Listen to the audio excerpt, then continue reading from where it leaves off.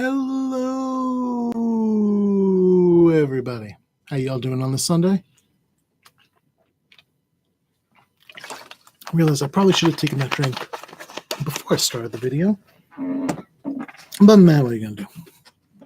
How y'all doing today? I'm doing my full NBA. Can you tell I'm tired? Full MLB analysis for today. I am going to go through all the games on the main slate. I'll talk about the other games if I can, and I'll take any questions along the way.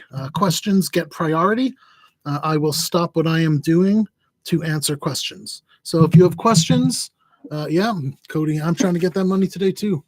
I like a lot of things today. And I think a lot of things are pretty clear, whereas I don't think a lot of people see it as clearly, or I don't mean it that way. That sounds arrogant.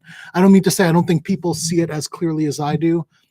I would say that I don't think most people are as decided as I am on some of the plays. Like they're a little more wishy-washy, but I think that is going to be. So Thornton, I don't mind. Let me do a quick check to double check the price because I have everything on DraftKings right now because I was setting everything up. 6,800 isn't a bad price.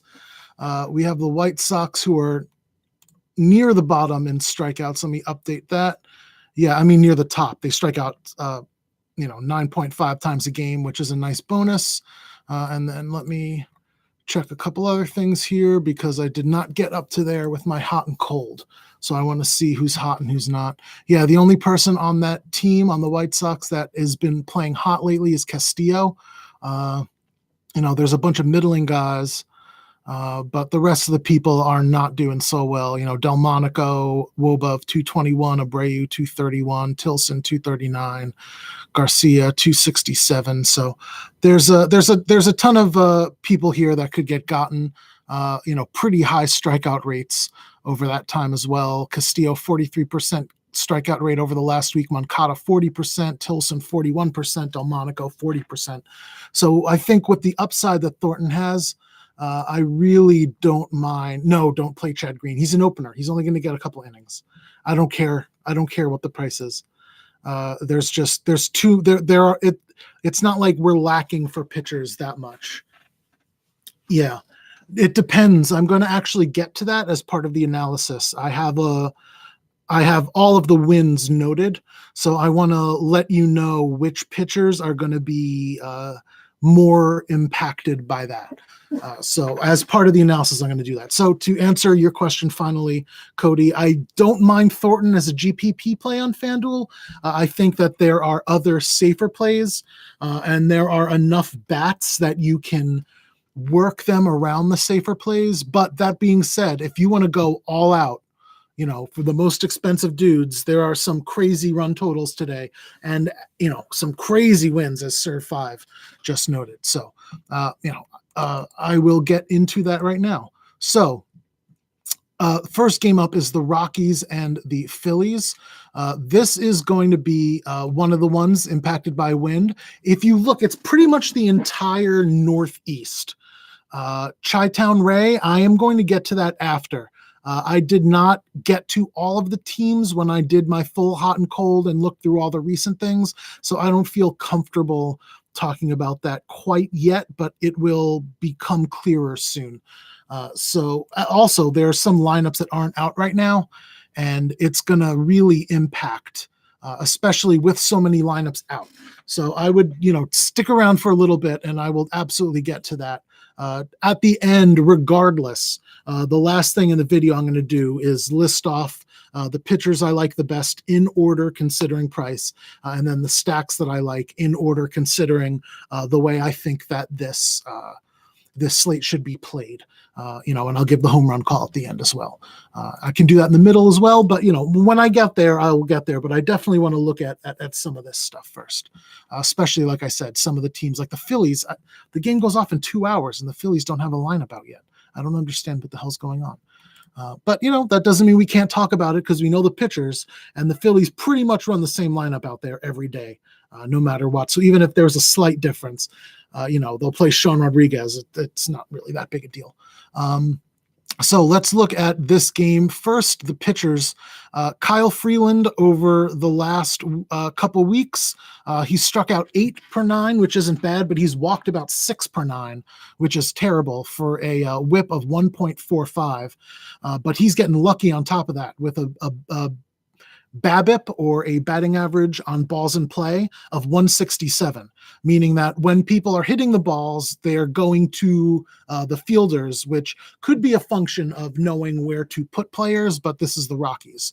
So that is a lot more luck than it's like the Rays doing it. So that is evident by the fact that his ERA is 4.91, but his FIP is 7.92, and his xFIP is 6.5.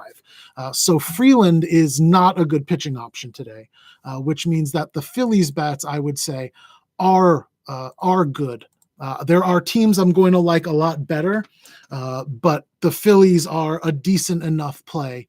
Segura has been in really good form. Sean Rodriguez absolutely murders lefties, especially lefties in as poor a form as Freeland, giving up 3.3 home runs per 9 innings over the last couple of weeks. On top of that, in addition to all of that, it's going to be hot. The temps are in the mid 80s in Philadelphia, and the winds are going to be blowing out at 13 miles an hour. So you take the heat and the humidity in Philadelphia, add it to double-digit winds, almost 15-mile-an-hour winds blowing out, and you have a notable boost to all bats and a notable increase in home run upside in this game. So if you have a hot guy, who's been hitting well lately, who's going against a pitcher who's prone to giving up home runs, all of that stuff is going to be boosted. So I would say that, assuming Segura is in the lineup, I would really like him today.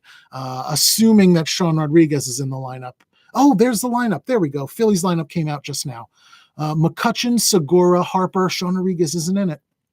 McCutchen, Segura, who again, Segura's great shortstop, only 3,800, which, given some of the other plays on the slate, is not bad, but we can get to that later as well. Harper, Hoskins, Cesar Hernandez, Maikel Franco moving to the 6th slot, Kingery and Knapp catching. That is a $2,000 catcher for anyone who doesn't care about catchers, which is always a smart play. Catcher is always the first position that I punt when looking at that.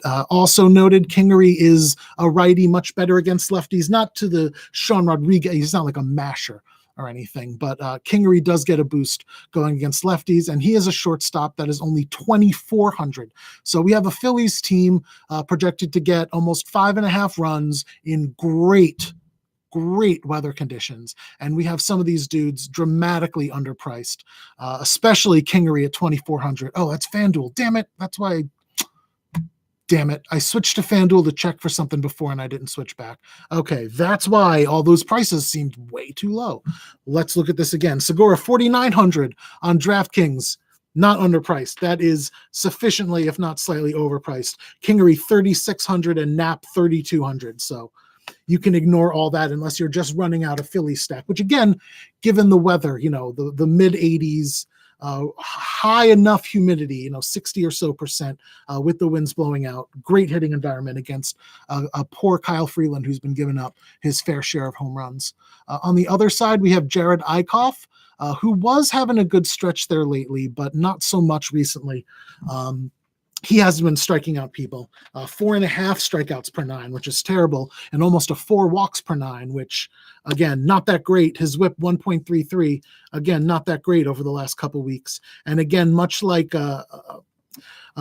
with Freeland, we can see the ERA is 3.75, but the FIP is 5.52, and the xFIP is 6.16, meaning that in conditions like this, we're going to be able to take a flyer on him. Granted, his home run or the home run upside that he allows isn't as great as some other pitchers, but this is a fantastic spot for a Charlie Blackmon, who's been incredibly hot lately. Granted, he's 5,500, and there are other really expensive guys you're probably going to want to lead a stack off with, but you have a Ryan McMahon with dual position eligibility, first base, second base, who has also been on fire lately. Let me get the exact stats here because this was very impressive. Over the last week, his batting average 556, is OPS 1.414 with a WOBA of 588. Runs created plus, W runs created plus of 263. Again, if you look anywhere, McMahon has been on fire lately. ISO 222, meaning he's not getting the home runs, but that's why you take him on a day like today when he's going to be underpriced, underowned at the bottom of the order against a pitcher that can give up home runs with the wind blowing out at 13, hot and humid. Again, everything lines up really, really well for the Rockies and the Phillies. There are some bats. I'm going to get to that, Roger. That is honestly the question that I spent an hour thinking about today because of the way Alcantara pitches. But I'm going to get to there soon enough. I have some things to say about the Mets, especially as a Mets guy. But I long story short, I don't think I'm going to play him. But if you're playing a lot of lineups or don't mind the risk, I don't think the Mets are crazy at all. I'm going to move on to the next game now, which is the Astros and the Red Sox. I love this game because I really want the bats in this game. Yeah, they're a disaster is being kind. I think Mickey Callaway will not be the Mets manager as of tomorrow. Regardless of how the team plays today, Syndergaard could go out and throw a complete game shutout, which, again, against these Marlins is certainly a possibility, regardless of how they've looked the last couple, 2 runs yesterday. It's not like they crushed the Mets pitching staff or anything. But, if the Mets score 0 runs, Syndergaard's still not going to win. Short of anything, I don't think Callaway's the manager starting tomorrow. I don't think, there's anything that the Mets can do. They can score 12 runs today. I don't think it's going to save his job after the Mets losing, two in a row to the Marlins is unacceptable any point in the season, especially when the consensus around baseball among the experts, which is the logical consensus, is that the NL East is 4 relatively equal teams, and it's going to come down basically to who beats up on the Marlins the most. It did last year. The teams that did the best against the Marlins won the division, and the teams that did worst wound up sinking back. So I think that losing to the Marlins is one of the most, if not the most unacceptable thing. And the way they've looked this series against them, lifeless. There's just no way they can retain Callaway. There's literally no way. And I'm not saying that as a Mets fan, because honestly, as much as I dislike him, I don't think that has anything to do with it. I think that, with the Mets, it doesn't really matter how bad he is because they're just going to hire the cheapest dude that they can anyway. So whatever, Jim Riggleman will be next and he'll do the same shit. It's a different day, as long as they can speak to the media like Joe Torre did, they don't really care. But anyway, let's move on to the Astros and the Red Sox game because I'm almost 15 minutes in already and I have a whole slate to look at. Oh God, Roger said they need Wally Backman. 100%. But I think they burned that bridge. And I think the Mets fans have been clamoring for Joe Girardi. But again, that's going to come with paying people. And, they'd rather take all the insurance money they're making from Wright and Cespedes and put that back in their pockets because they have no obligation by the baseball laws to put that back in the team, which, almost every other team would do. You get penalized if you get salary cap money and you don't use it for baseball. But if you get the insurance money back that would have gone to team salary and you don't use it on baseball, you just pocket it for profit, then they're like, oh yeah, well, business. And that hurts the team and hurts the fan base and hurts baseball. They have to be more cognizant of the fact that fair or not, the East Coast teams and the big city teams lead the news. And having such a poor product in a major city is an absolute embarrassment. Look at the Knicks. New York is flush with terrible, terrible teams, and it's an embarrassment every time. The media should be talking about what's going to happen in the future and how their playoff hopes look, and not, oh God, how many different managers can they go through in the next few years and how cheap is it going to be? again, let's digress to the Astros and the Red Sox. Chris Sale has been out of his mind lately. He is the first pitcher in baseball history to get 17 strikeouts in under 8 innings, and I am very angry that they took him out. I don't care what he's recovering from. I don't care how many pitches he threw. You have someone who has a chance to make baseball history, something that has never been done before.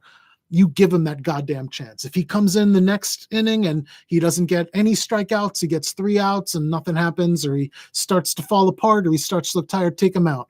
But, I think that this idea that, 100 is like a magic number because it's so round. There are 2 zeros behind that one.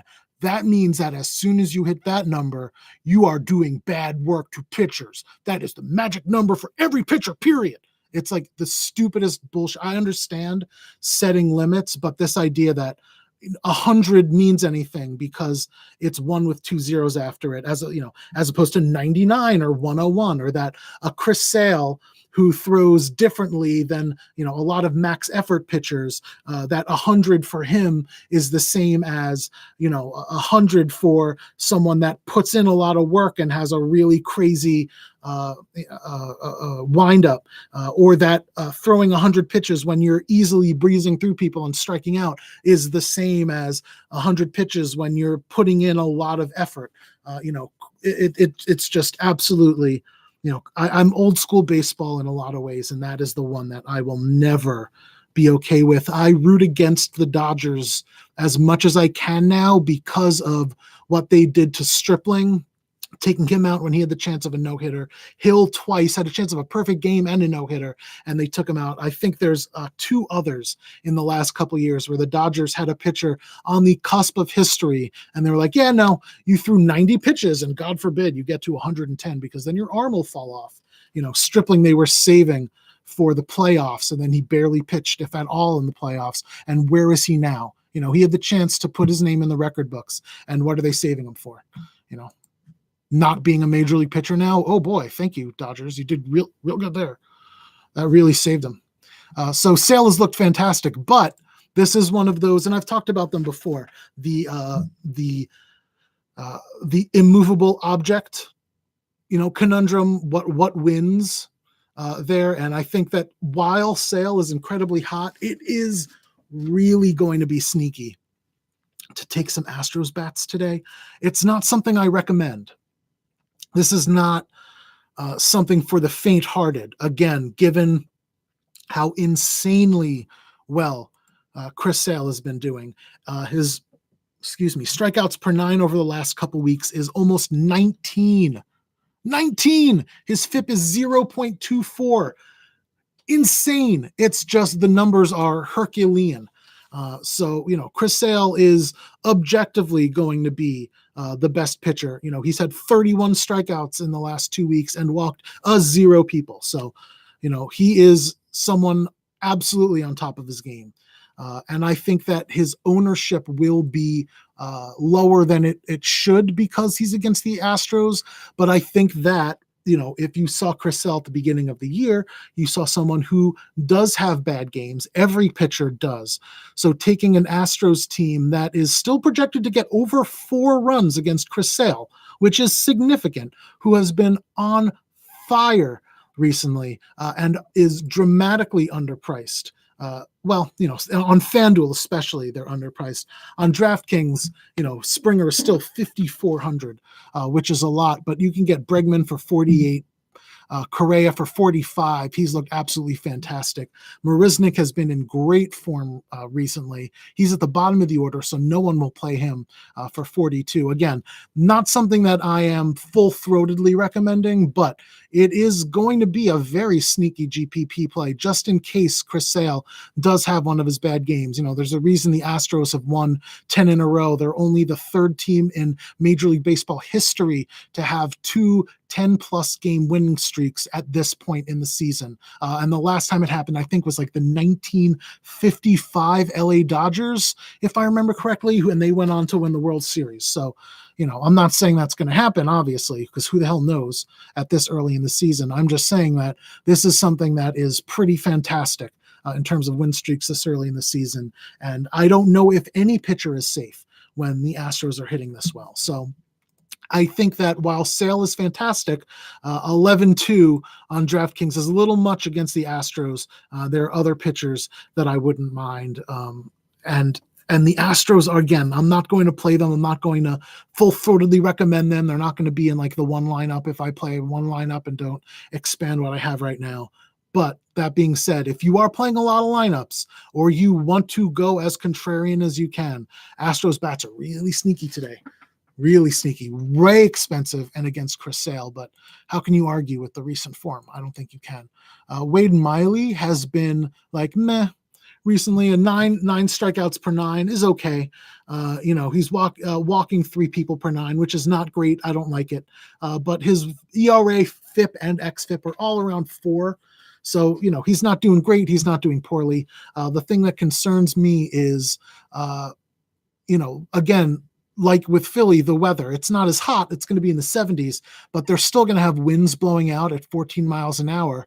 And I believe it is blowing out to left field, which means it's a boost to right-handed bats or pull right-handed bats, especially, which means that the right-handed bats on the Red Sox at home, who are already a lefty mashing lineup, going against a lefty that has normal splits. It's just a confluence of fantastic outcomes for the Red Sox. So on top of that, I think that Michael Chavis leading off is a fantastic play. I don't know why, they're giving Benintendi a day of rest against the lefty. Makes total sense. Chavis leading off is shocking though. But he has really deserved it. He has been doing very, very well. And, like Eichhoff, Wiley has been giving up 1.5 home runs per 9. So we can expect a couple home runs to be hit. So we have Bogarts, Martinez, and Vasquez hitting 3, 4, 5 with Chavis and Betts at 1 and 2. But Bogarts, Martinez, and Vasquez have also been absolutely on fire lately. Let me give you the exact stats on that as well, because I looked at that. Vasquez over the last week, his OPS is 1.526 with a WOBA of 633. JD Martinez, 1.531 OPS with an ISO of 684 and a WOBA of 591. And he is one of the best hitters in baseball against lefties. And then Bogarts, 1.142 OPS with the WOBA of 499.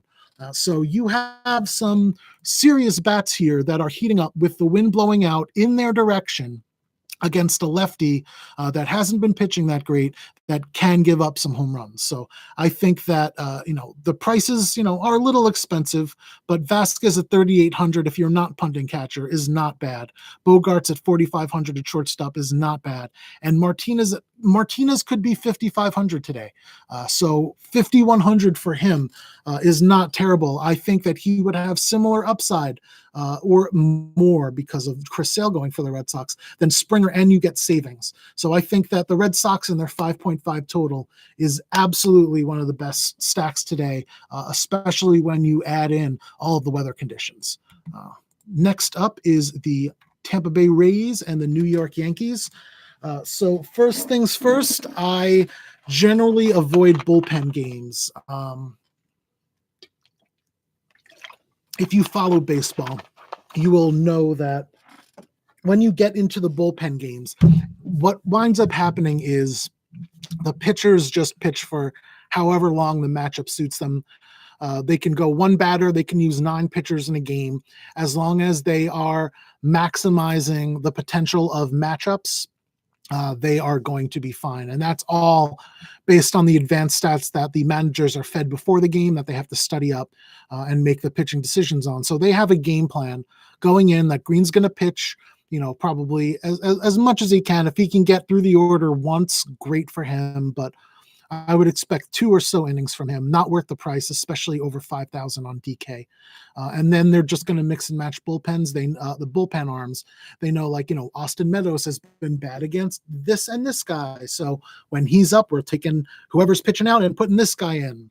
And now this guy who we have in is bad against Tommy Pham, who's batting second. So as soon as Meadows is done, we're bringing in a new guy to go through Pham, through DFS. Like the whole thing's going to be meted out to minimize potential for the Rays, and it works in such a way that we can't really play any of the pitchers for the Yankees. So while I do love Meadows today, the way he hits is fantastic. The dude is one of the better hitters in the American League, and he's just not given the credit he deserves. I think he will make a name of himself by the All-Star break, but as of right now, he really is flying under the radar. But it's tough to play anyone in that situation. The wind in New York is blowing at 13 miles an hour, but it's pretty much across the field.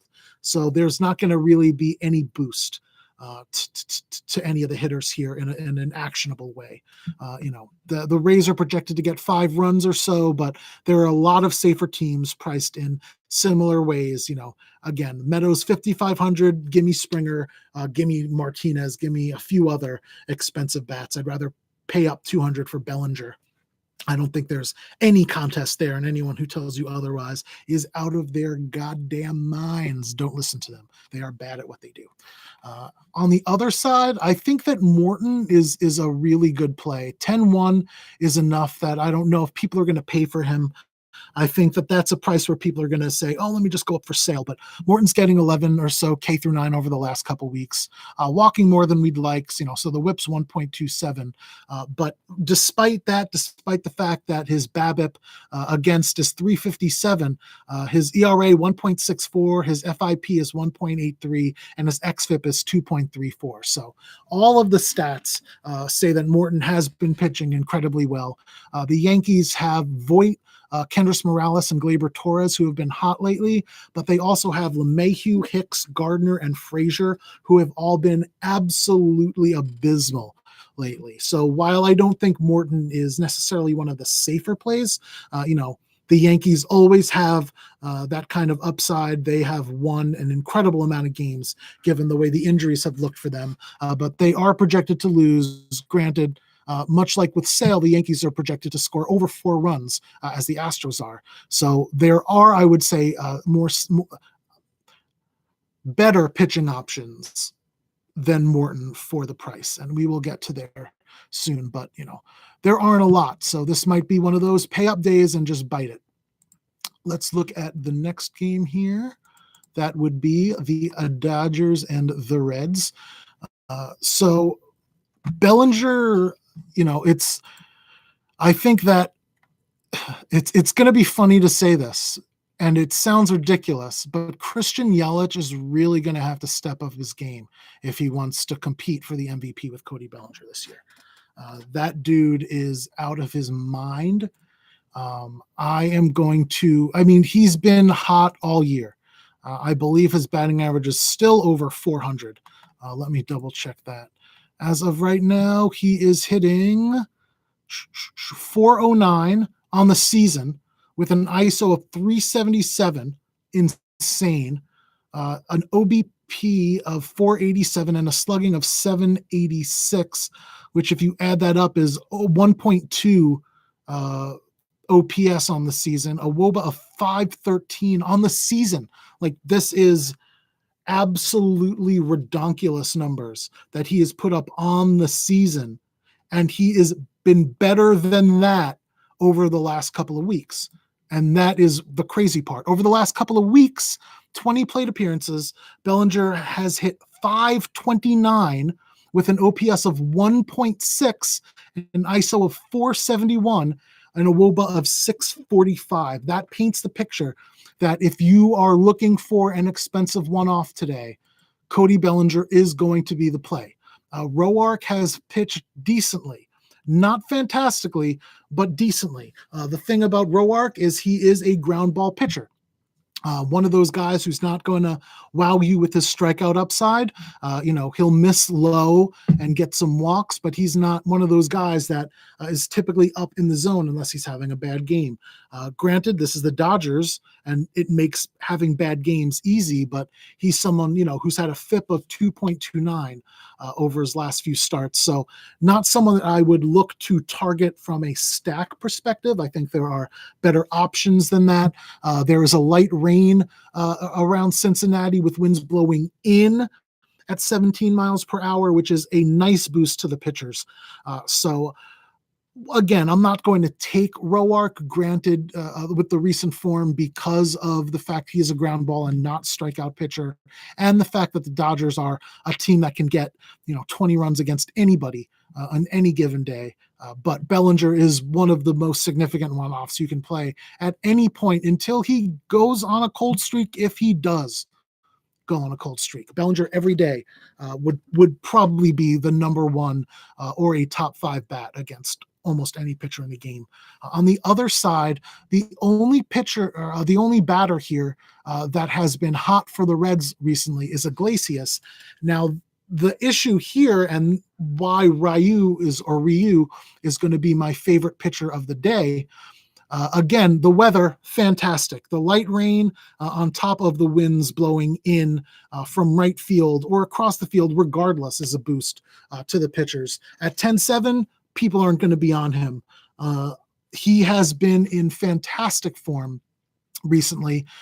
8 strikeouts per 9, I don't love it, but a 0.53 walks per 9, a 0.35 whip with a 0 ERA, a 1.52 FIP, and a 2.51 xFIP. Ryu has been on a tear, and when he is that expensive, and Chris Sale is going to be right there, and other pitchers that might look better are right there, Ryu is going to sneak under the radar, and he could be one of the highest scoring pitchers today. One of the things that I really like about Ryu, and I've talked about this with several pitchers and teams, is that they ignore the fact that, the Blue Jays lineup just popped. That is going to be talked about later.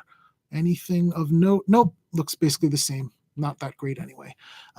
The thing that people fail to do, and some teams are starting to get there, but they're not looking at splits significantly enough. And that's why, if you look at the the Bathrobe Sports lineup page, the first thing and the most important thing that I make sure I have for everybody is their splits. I take a look at the last couple of seasons and their career. I look at the normal stats, the advanced stats. I look at everything that I can. It took me almost 35 hours to put together my sheet of everybody in baseball's splits that were currently playing on rosters at the time, pitchers and hitters. So I take that very seriously. It's not something that, I looked at one number and I just said like, oh yeah. Ryu is an extreme reverse splits pitcher. Now, one of the things that I will briefly explain how that happens, although it is slightly different for everybody. You can see it with certain pitchers. One of the reasons that slider pitchers are, for the most part, extreme normal splits pitchers is because a slider, for the most part, moves in on a batter from the opposite side. So if you throw a slider as a righty, it moves into a lefty, and a lefty or a ball moving in is going to be easier. I can talk about NBA after, absolutely. Fiend Nahom 92, 100%. I can absolutely talk about NBA when I'm done here. So when a ball moves in on a batter, that is going to give the advantage to the batter. When you have a pitcher like Ryu, who's breaking stuff goes like screwball way, he moves away from the like-minded hitters, it's going to make it easier for righties to hit him, easier for lefties to hit him, because it goes screwball in on the lefties. Apologies, because he's a lefty. It goes in on the lefties as a screwball type pitcher, which means it's easier for lefties to hit him and harder for righties to hit him. Now, I messed up my words there, so let me clarify that again. The way Ryu's ball moves makes him profile more like a right-handed pitcher than a left-handed pitcher. His breaking pitches move more like a typical righty's pitches would move than a typical lefty's pitches would move. And because of that, we see over the course of his career, it is not a fluke thing, extreme reverse splits. Teams do not play for that. If you look at the Reds lineup, righty, lefty, because Votto plays every day, righty, righty, righty, lefty, because Winker plays almost every day, righty, righty. 100%, this is a fantastic spot for Ryu. Votto has been cold. He looks like, he went over the hill, or he is slightly injured and needs a rest. I don't know what it is with Votto. And then Winker is not someone that can hit lefties whatsoever. So even though Ryu has extreme reverse splits, I'm not really taking a shot on any of the Reds, and I would say that Ryu is one of my favorite plays on the day. He is going to go really, really under-owned at 10-7 on DraftKings. I just don't think that people are going to pay that. I do want to check one quick thing here, though, because the light rain does concern me, and I just want confirmation that they are going to play this and that there's not going to be a potential delay or anything like that. I did not see anything, and there's nothing that indicates that it's not something that they can play through. Yeah, basically just going to be light rain and showers, winds 15 to 25 blowing in. It's going to be something that is better for the pitchers, and it's going to be noticeable. Ryu and Rourke definitely get boosts today, significant boosts today, and that really does make Ryu one of my favorite plays of the day. And again, I don't think he's going to be nearly high owned enough. I can tell you what RotoGrinder says, because I have that right here next to the hour-by-hour weather that I just looked at. Since I had that ready, they have Ryu at 1, 2, 3, 4, 5, 6, 7th most owned.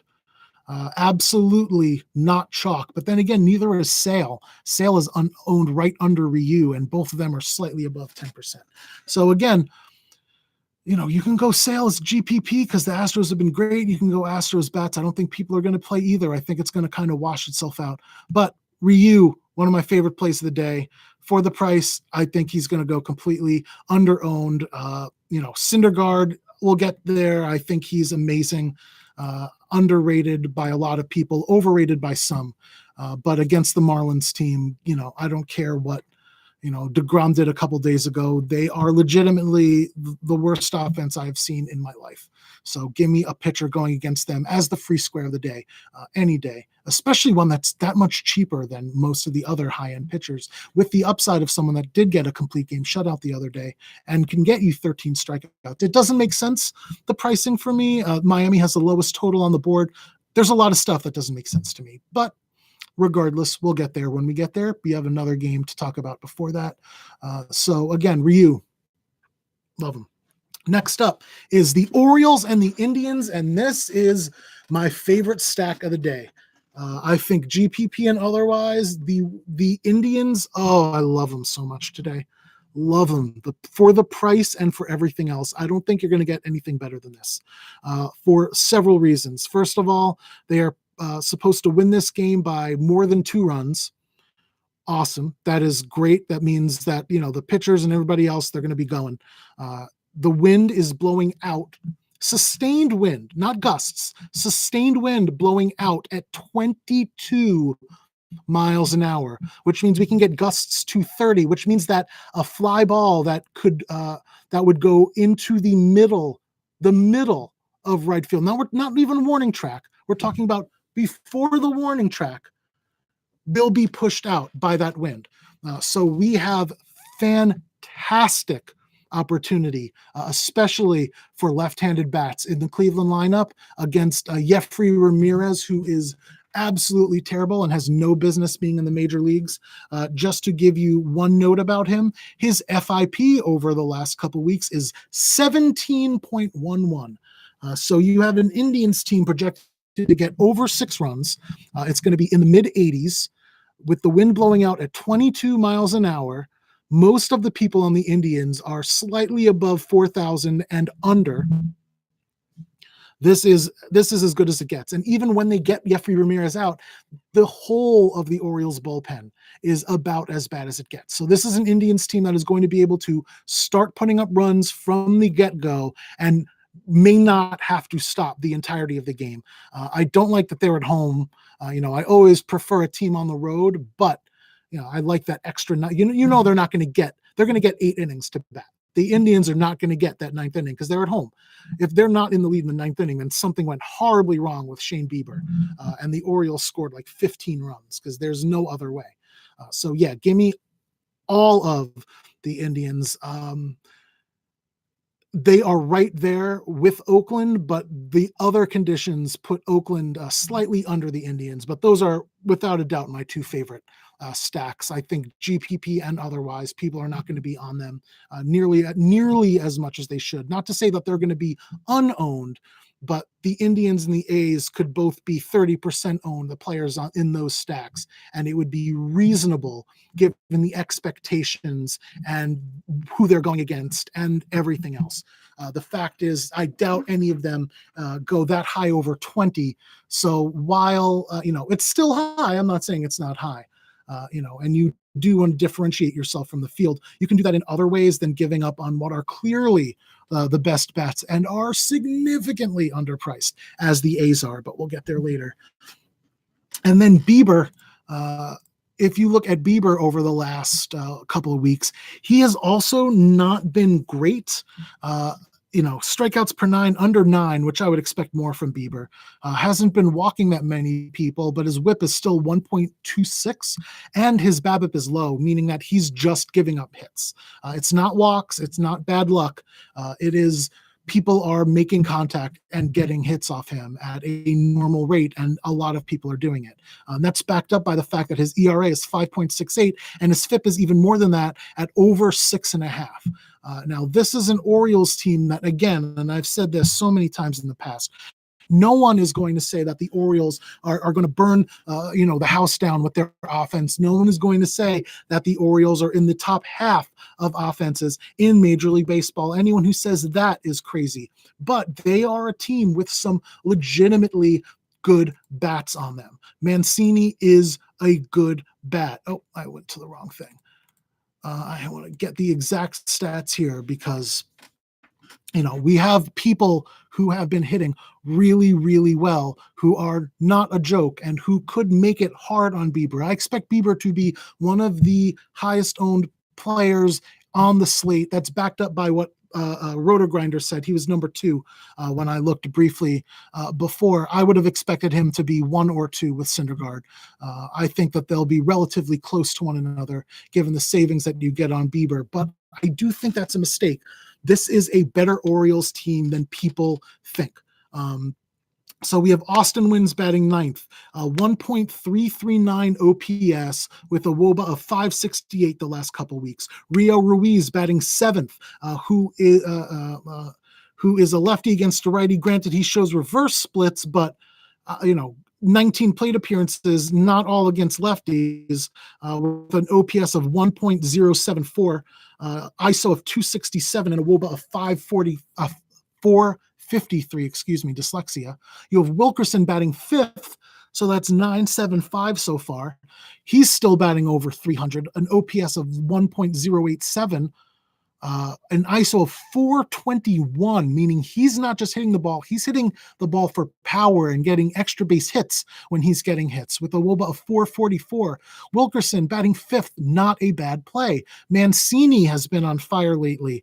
Granted, he's cooling off, but his OPS is still over 900. His ISO is 400. His WOBA is over 370, barely, but that is a significant lineup of decent hitters doing well lately. So while Bieber is a decent play, I love it. I think the Indians are going to be highly owned, and that's why I tried to clarify. I don't think they're going to be ignored. I don't think that the ownership is going to be high enough. It's like when James Harden, to make an NBA reference here, because it's a lot easier to explain this. If James Harden is playing without Chris Paul and without Clint Capella, and his ownership should be 70 to 80%. If it's 45 or 50%, that's high. No one's going to say that's not high ownership, but it's not as high as it should be, given whatever the hell else you're talking about. I'm going to get to that too. Given the weather conditions, I don't think it's crazy. Nick Hyde, I don't think it's crazy Fire's doing well today. He's not someone I generally love, but he's the dude's thrown 2 no-hitters. The dude's thrown 2 no-hitters. He's not someone that you can write off in GPPs. But I'm gonna finish this up because we got 2 more games before we get to the Oakland-Detroit game. So the Orioles and the Indians, again, Indians, one of the best stacks of the day, if not the best stack of the day, running away, completely under-owned. Shane Bieber is going to go over-owned because people underrate the Baltimore Bats. They assume that just because they're a bad team that loses, that everything on the team is bad, and that's just not the case. Their offense is not the Marlins offense. It's not the Giants offense. There are some decent bats, and if you look at the recent stats, as I have over the last month plus, as the season's progressed, there is always 1 or 2 hot Orioles. It's never a wasteland like the Marlins and some other teams are, where the highest OPS in a 2-week stretch for a player is barely 800. There's always someone over 1,000. There's always someone getting some home runs. There's always someone with a decent WOBA. Again, I'm not going to say the Orioles are one of the best teams in baseball. They don't have one of the best offenses in baseball, but they are pesky as hell and are underrated. And I don't think that Bieber has been in a good enough position to justify that ownership. When you can take, sacrifice one bat, go with a slightly cheaper couple dudes, and get a Ryu in there, or if you don't already have Syndergaard. Either way, Bieber is too high priced and too over-owned for the fact that the Orioles have been in decent form, and they still get the benefit of all the weather conditions that the Indians get. The wind is still blowing out at 22 miles an hour for the Orioles. It's not like only the Indians get the benefit of that weather. So yeah, Bieber over-owned today. So no thanks. But give me all the Cleveland bats as much as I can. Next up, Mets Marlins. I touched on this earlier. The Mets are a mess. So here's the deal, right? There have been a couple of bats on the Mets that have been doing well, regardless of the tumult lately. McNeil is one of the better hitters in the National League. I don't mean in terms of power or anything. I just mean in terms of pure hitting. The dude makes contact. He knows where he's putting the ball. He places the ball where he wants, and it's really fun to watch. He is a truly, truly good hitter.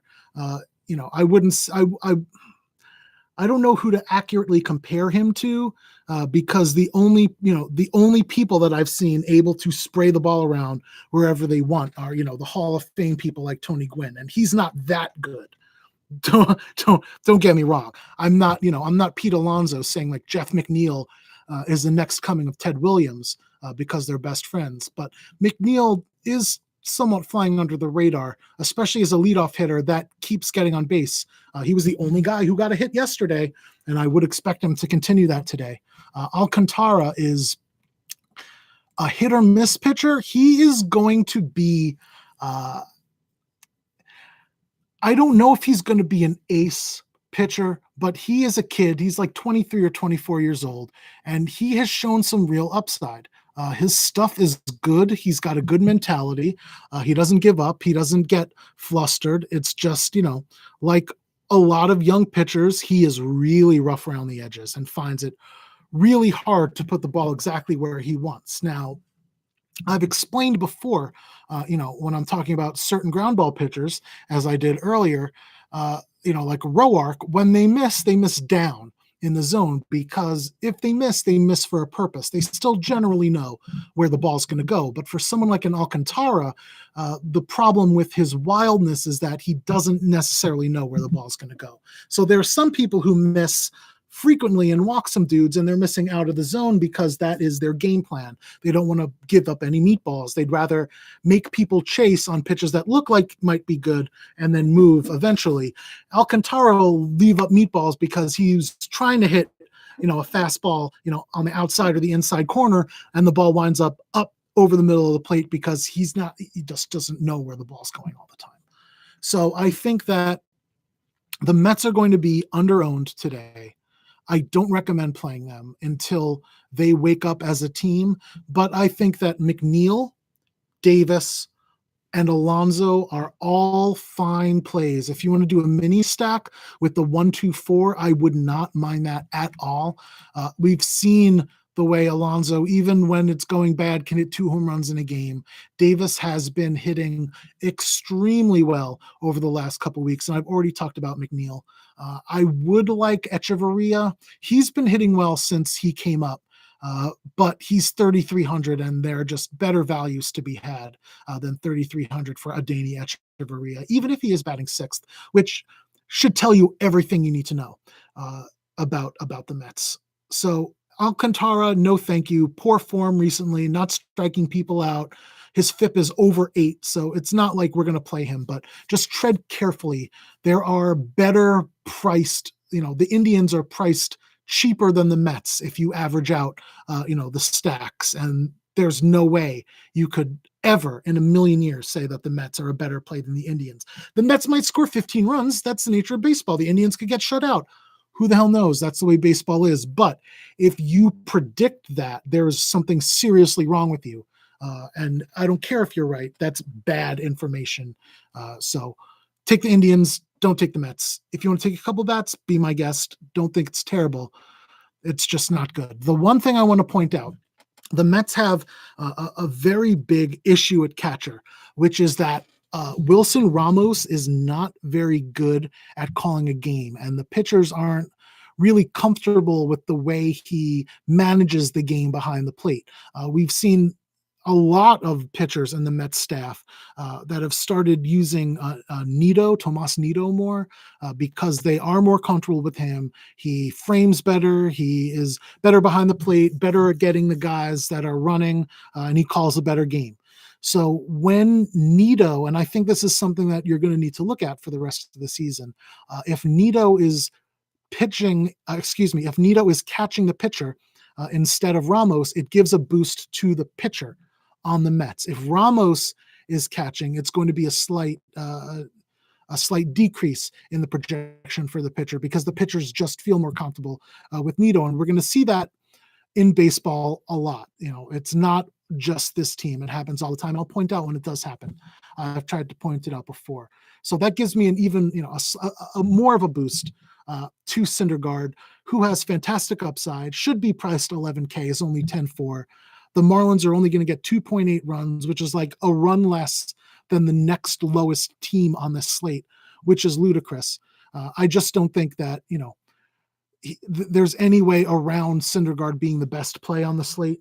If you want to fade him, because, who the hell knows? Look at what happened to DeGrom a couple days ago. I remember derisively laughing, like, there's no way he's going to finish negative. That's why you have to play DeGrom. And I believe he finished minus 0.3. Which again, just goes to show you every single person said play DeGrom. It's DeGrom. He's one of the best pitchers in baseball. It's the Marlins. They can't do shit. Gave up 7 runs. It happens. Happens to everybody. Hadn't happened to DeGrom last year, but it's happening this year. Syndergaard's looked great, though. He had that complete game shutout. They're letting him get over 100 pitches. They're letting him run out and do what he wants to do because the bullpen has been so weak and because they need to preserve them for the poor pitchers that they have in their rotation. Vargas is going to be back soon enough. So I like Syndergaard and his upside and everything else about this game. I think Ryu, given ownership, I'm going to prefer him, but that's more of a GPP factor. If you're just talking straight up best pitcher for the money on the slate, give me Syndergaard running away. Next game is the Oakland A's and the Detroit Tigers. I'm going to start off saying that the Oakland A's are my second favorite stack, my second favorite team on the slate. Gregory Soto is, I know he's been unlucky. He's only gotten a couple starts so far, and they've gone against teams that destroy lefties, but so do the A's. And now he gets to go against an A's team again, projected to score the most runs on the slate at 6.3. And they destroy lefties, and he's a shitty lefty who has no business, excuse me, pitching in the major leagues if not for injury. So, much like the Indians, the A's are underpriced, but unlike the Indians, you can get a full A's stack for on average $4,000 a person, which is, again, absolutely asinine. let's look at the confirmed A's order on DraftKings and their pricing, because this needs to be said. If you're not looking at the full, yeah, I know, right? Roger says the Marlins probably score 10. Exactly. It's, yeah, Alcantara is not a good pitcher. His control, that's what I was saying before, though. But again, let me look at this. The A's Detroit. It is really important because this needs to be hammered home. A team getting 6.3 runs today against the worst pitcher in baseball, period. Marcus Semien, 4,100. Chapman, 4,200. Pinder, who destroys lefties, 3,900. Chris Davis, who's hot lately and destroys lefties, 4,500. Piscotty, 4,000. Olsen, lefty, so meh, 4,200. Profar, meh.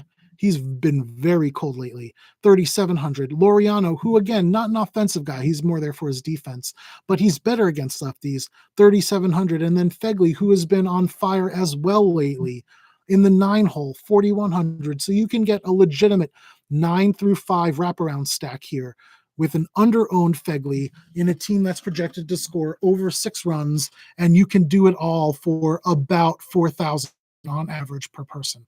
That is insane. You can fit in Ryu and Syndergaard if you wanted, and a full A's stack, and you would still be able to fill in the rest with respectable bats.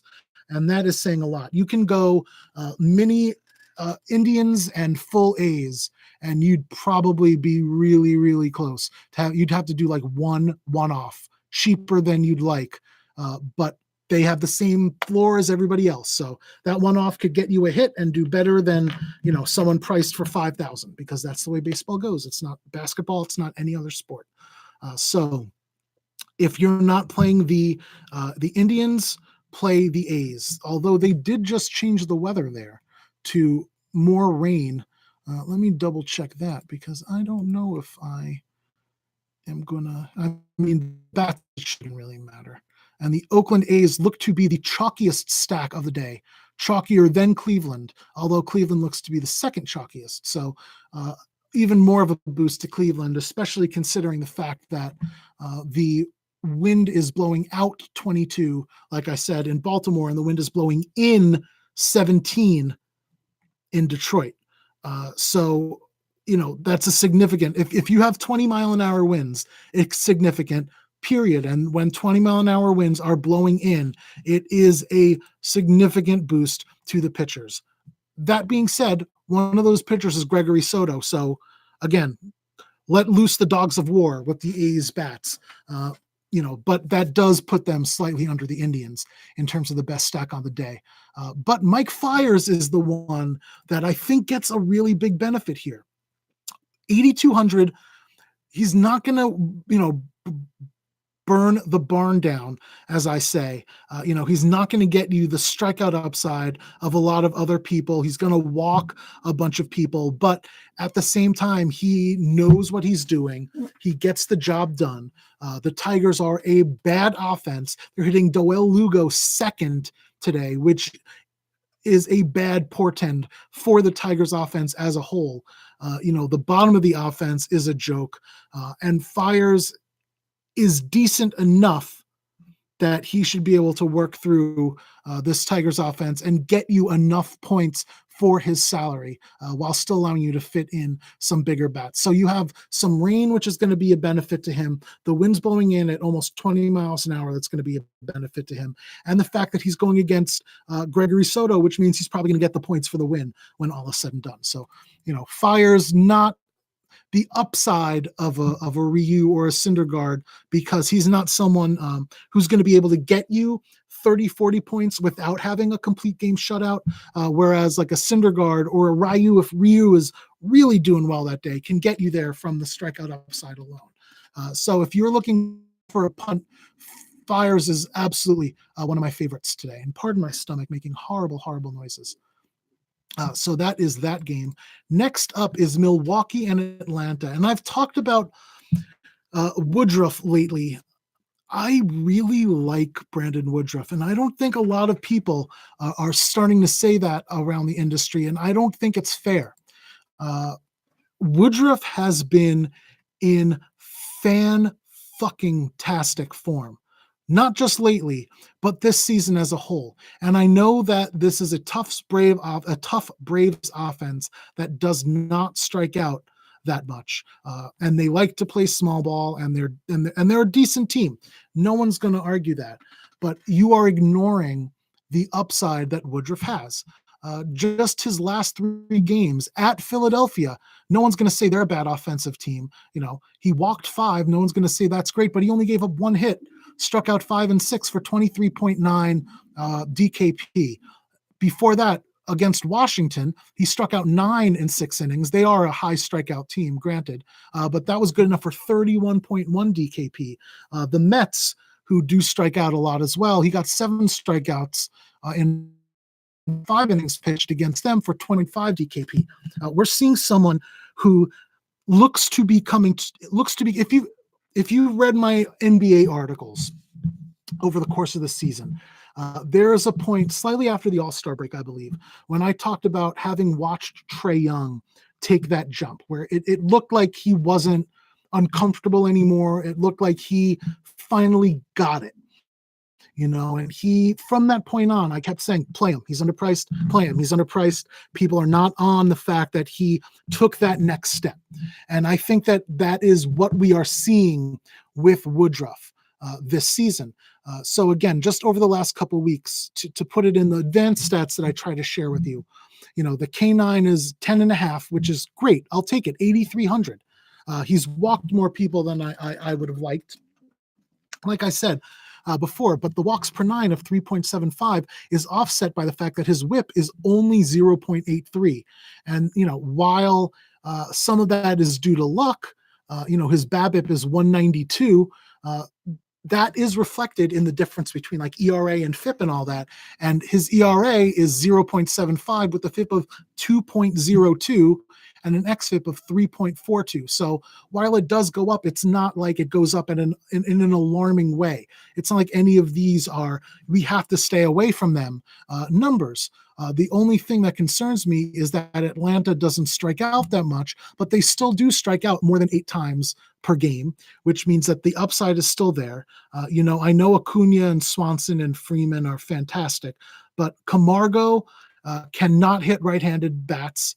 He is a shitty lefty. He's one of the fake switch hitters that I talk about. Camargo is one of the dudes that you really do need to play when he's going against a lefty, but do not play him when he isn't. And that's happening today. Flowers, not a good hitter. Albies is like Camargo. He can really only hit when he's batting righty. So he's batting lefty today. I want nothing to do with Albies. If you watch my video a couple of days ago, I went specifically into just how incredibly disparate the numbers were for Albies. So while there is some to be worried about, I do think that I like Woodruff better than Fires, given his recent upside. Art Wheel 1, I talked about Sale at the very beginning, so I would just recommend going back there. And I also said that the number 1 bat to pay up for today on the main slate is going to be Cody Bellinger, given recent form. I know that's not going out on a limb, but there's a lot of good bats out there. Springer, even against Sale. JD Martinez looks fantastic. There's a lot of high-priced dudes, but Bellinger he's the only one in that God tier right now. Like I said before, Yelich is incredible. I don't think anyone's going to argue how good Yelich is. He's been playing better than he did last season, and he was the fucking MVP last season. And he is still nowhere near as good as Bellinger has been this season. So that being said, so in summary, Woodruff, good. Like him a lot. Way too cheap. He should be over 9K, and I would rather have him than Fires, given his strikeout upside and the fact that Fires doesn't have the same strikeout upside.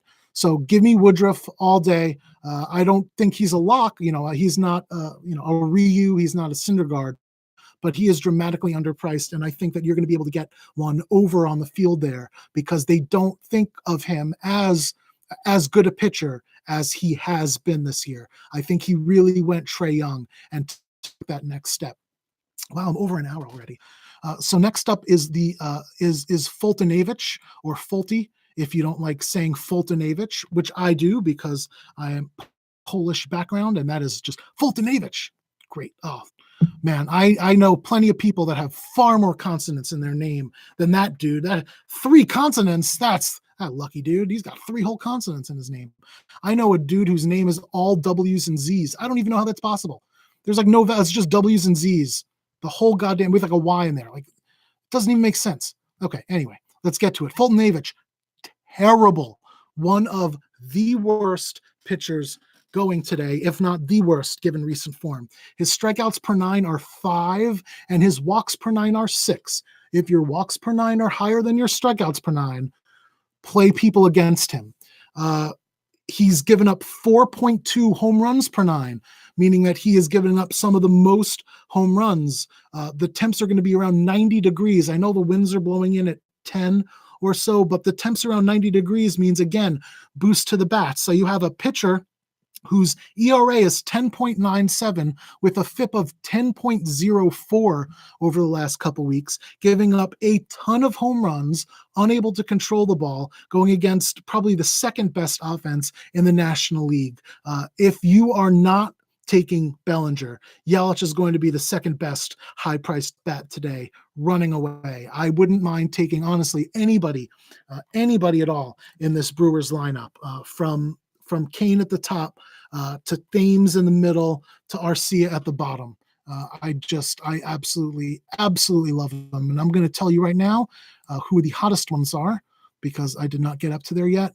You have Lorenzo Cain, 1.146 OPS with a 444 batting average, 485 WOBA over the last couple weeks. And then Moustakas, 946 OPS, 398 WOBA over the last couple weeks. Grandal is batting 4th, 970 OPS, 378 WOBA the last couple of weeks with a 375 ISO, which is the highest of anyone that I've talked about so far. Yelich, 949 OPS with a 300 ISO, 373 WOBA over the last couple of weeks. Give me all those dudes, especially Moustakas, Grandal, Kane, Moustakas, Grandal, and Yelich, which luckily enough is the 1 through 4. Thames is okay, but I really like the 1 through 4, and everything else is more of a crapshoot, especially when you get into like the Ben Gammels, who 423 OPS, over the last couple of weeks. So give me no part in the bottom of this lineup, but Fulte is going to get hit hard today. And while they're expensive, if you are going expensive, the 1 through 4 of these Brewers are pretty damn good. I really do like them a lot. Fulte has been so much worse than you think he has been lately. I know. I agree. Nick Hyde said it's sad Braun's not been on the lineup. Braun's been hotter than all of them. I ignored him because he's not in the lineup, but if I had listed him, he would have been number 1 because he has been absolutely on fire lately. And that would have been a solid 1 through 5. I would have been a big fan of taking them if I'm spending up on some bats. If I'm not going Cleveland, if I'm not going Oakland, Milwaukee is beautiful. Again, I don't think I can express enough just how awful Fultonavich has looked over the last couple of weeks. It's not a fluke. It's not bad luck. He's looked like a lost puppy, except not cute. And I don't want to pet him. Let's move on, because that was awkward, and I have no way to segue out of that. Did not plan on going there when I was starting that sentence. Wound up there in the end. Hey, that's how it works sometimes when you talk for over an hour and you have no idea what the hell's going on. We have next up Blue Jays White Sox. This is the second to last game on the main slate. And then if y'all want, I can talk more about this 4 o'clock game. I could talk about Showdown. I want to stop around 12:30, so I don't mind giving an hour and a half, giving an hour and a half here and talking about other stuff. Because I just want to make sure I have my lineup done. I can even go slightly over 12:30, but I have no problem going over today. I'm here for you guys. I took the day off yesterday to recoup from my anniversary celebration with my wife on Friday, and I feel better today than I have in a while. So I'm not even getting those stabs in my hip that I would normally get after an hour. So while I'm not looking to push it today, I am looking to give you as much as I can. So let's move on to the next game. Thornton for the Blue Jays and Reynaldo Lopez for the White Sox. I think that both of these guys are going to be relatively owned. I think they'll be owned more than they should be.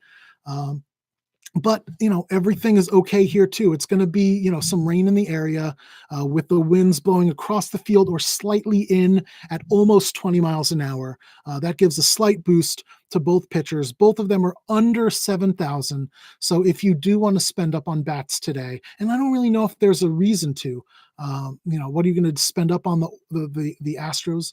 There's plenty of cheaper stacks that have more upside than the expensive bats. So I would rather take the safer guys than take the risk of a Thornton or a Lopez blowing up. I know they both have fantastic strikeout upside. I know the Blue Jays and the Sox are both a poor offense. I know that they both strike out a lot. I know they both have made really bad pitchers look like aces significantly over the last month and whatever of the season.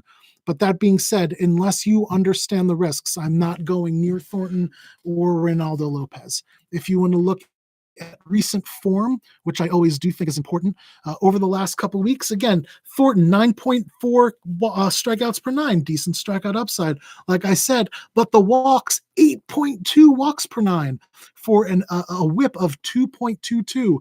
No, thank you.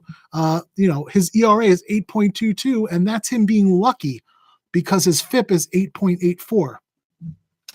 No, thank you on Thornton. I mean, I understand, like I said before at the very beginning of the video, given his strikeout upside, given how much the White Sox strike out, given how poor the White Sox form has looked, if you acknowledge the fact that this is a punt, a crapshoot, you can go for him. But I don't think that's necessary. I think there are enough cheap stacks going to get over 6 runs today that you can spend up more on pitching. Even if you don't want to go to the 10,000 plus range, I wouldn't mind, like I said, taking a Woodruff or taking a Fires in the 8,000 range instead of that. And then you aren't as destitute and as hopeful. Like, you can take pitchers with upside, but you should never go into a slate this big with this many pitching options going like, oh God, I hope this guy does good. Oh God, I hope this guy does good. Oh God, like, you can always have that fear, but it should never be like, oh dear God, what did I do? Like, man, this guy really needs to have one of his good games instead of most of the time one of his bad games.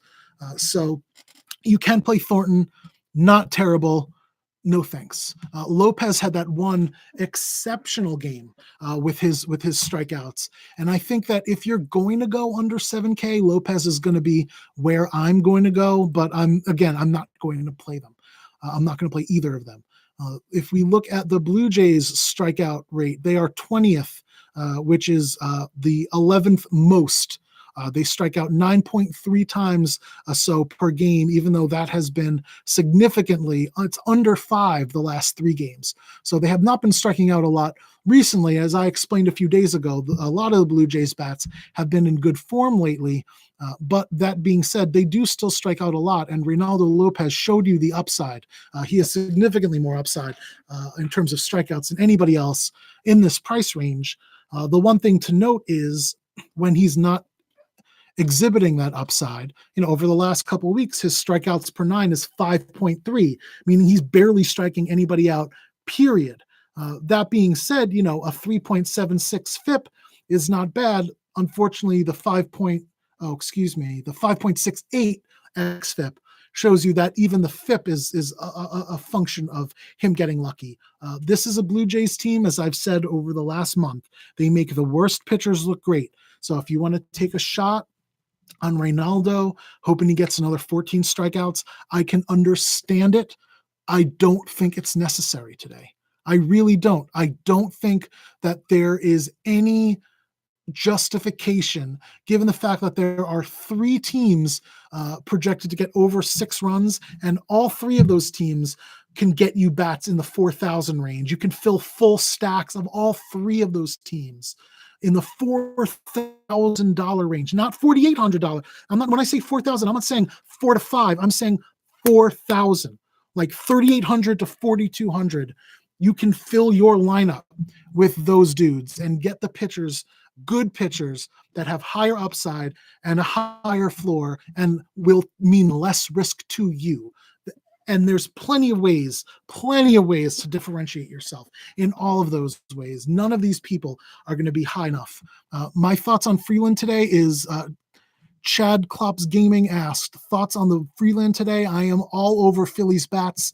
If not for the other teams that I like better, if the Cardinals, the Indians, and the Oakland A's weren't there, and the Brewers, who I like better, the Phillies would be right there. So their top 5 stacks. Freeland has looked absolutely terrible lately. He's given up a ton of home runs, and it is hot, and the wind is blowing out at 20 miles an hour in Philly. So all the bats in Philly if you can. Caleb said, "You're the man." Well, thank you very much. It's not a question, but I appreciate you taking the time to watch.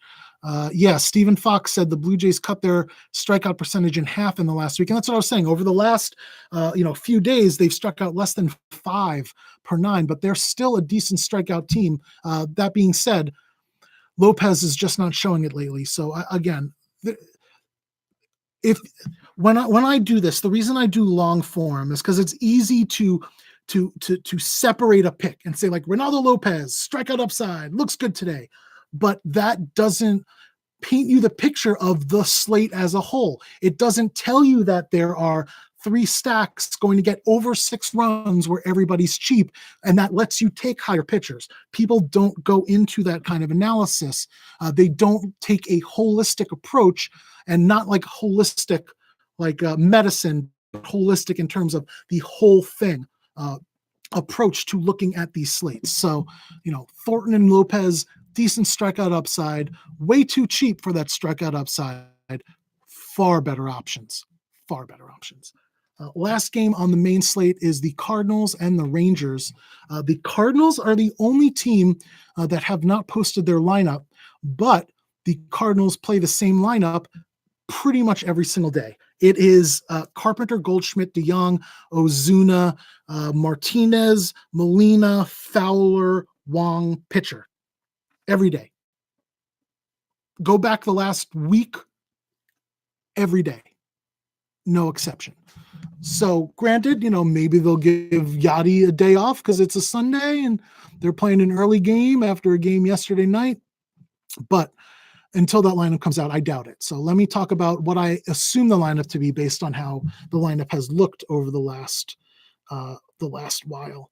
My mom is texting me for some reason. So please give me a second. My mom does not often text me.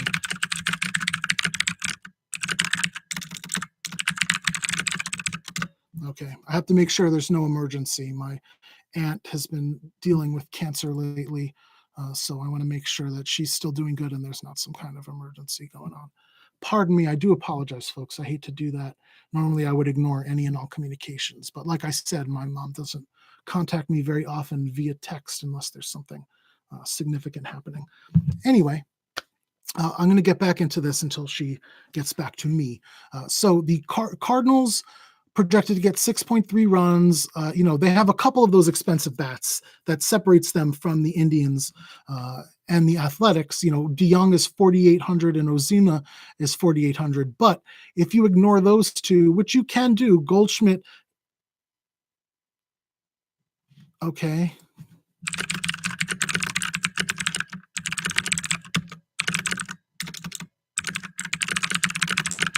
Sorry, I do apologize, folks. I really do apologize. Again, like I said, your mom texts you. Something's going down. So Carpenter, 3,800. Goldschmidt on fire lately, 4,400. Martinez on fire lately, 4,100. Fowler doing really well lately, 3,700. Wong on fire lately, 4,000. So, I really, really, okay. She was texting me to call me. That's even worse. That's significantly worse. So yeah, let me finish all this up and I'll answer whatever questions. And then I'll get to that because My mom's letting me know something. That's never good. Jeez.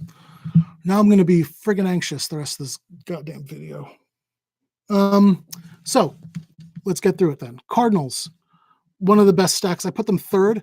I do like the Indians the best. And then, I would say A's slightly over the Cardinals, given the Soto.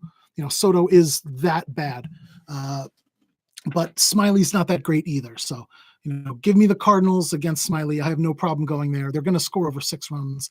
They are underpriced. You can ignore DeYoung and Ozuna and still get a competent stack of 4 or 5 dudes for around 4,000 per. And that is fantastic. On the other side, Flaherty is a bit overrated. He was priced over 9K for a while. That's come down to 8K, and that's more fair. That's about where he should be. If you look at where's the recent form here, Flaherty not striking out people, 6.5 strikeouts per 9, the exact same walk per 9, 6.5, and xFIP of 5.87. He's just not someone that I'm in love with. Even for 8,000, give me Fires, give me Woodruff instead at that price point. So let me do a quick look at the afternoon games that I didn't do any work in because I still know who players are. So we got Danny Duffy against Tyler Skaggs. That would be the first game in the 4 o'clock slate. If we are going by recent form, we have Skaggs striking out 8.4 per 9, walking almost 5 per 9, 1.86 whip. That's terrible. His 10.24 ERA is bad.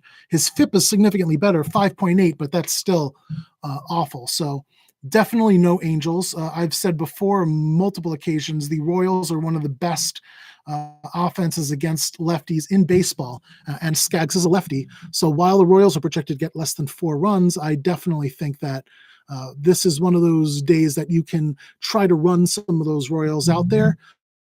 Merrifield 4,500 is the destroyer of lefties. Mondesi is fantastic. Soler murders lefties. Dozier's been fantastic against lefties. That's all Owings is good for, and he's barely good for that. And he's only 2,300 for second base and outfield. So you can basically fit in whoever you want. Put in Owings and Gallagher at 2,300 and 2,200, and you'll be set to go. And then Danny Duffy is one of those dudes that makes me sad because he had all the upside in the world and he just hasn't been there lately. He hasn't been pitching poorly, but I'm not taking a middling lefty against a hot-hitting Angels lineup. Mike Trout by himself can make the game over for Duffy, so no thank you. Next game up. Oh, man, this is not a lot of pitching today. Also, I am having a bathroom emergency, and I do apologize. I'm going to do that right now, Cody, because I have to stop what I'm doing and I'm going to have to go to the bathroom.